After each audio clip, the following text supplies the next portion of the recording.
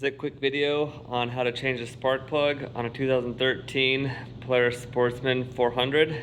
So first thing you're gonna do, there's a cowl that goes right here. Let me show you on this side. I lost mine, but anyways, it's gonna look like this piece right here. And that just pops off. It's got a little part right here where you pull it off and then it kind of tucks up in here. So once you get this off, you can also do it from the other side if you'd like. Your spark plug, I don't know if you can see that red thing in there. So that's what you got to take off. I got to situate my light. So that red thing right there, so what you do, you can just reach your hand up in there and pull on it. It might take a little bit of work and wiggling to get it up.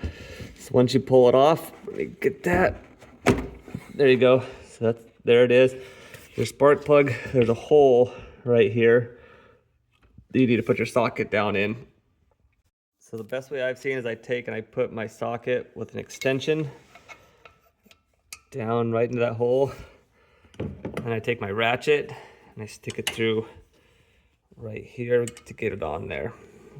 I've got my ratchet on there. Sorry, it's a little bit hard to get with just one hand. So make sure you're going that direction to loosen it. One, it shouldn't take too much. It shouldn't be on there too tight. Mine's already loosened up. So I'm gonna go ahead and, once I feel that it's loose, what I do is I take my ratchet out and then I do the rest of it just using my hand. So just unscrew it until it's done.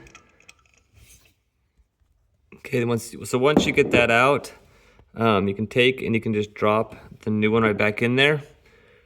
And then what I do is I take and I just kind of hand screw it on there. If it feels like it's getting tight really fast, you might be cross-threaded, so back out.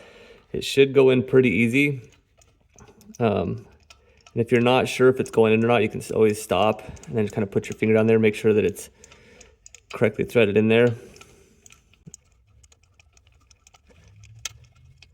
All right, so once it's snug, I take and then just torque it down to the specs.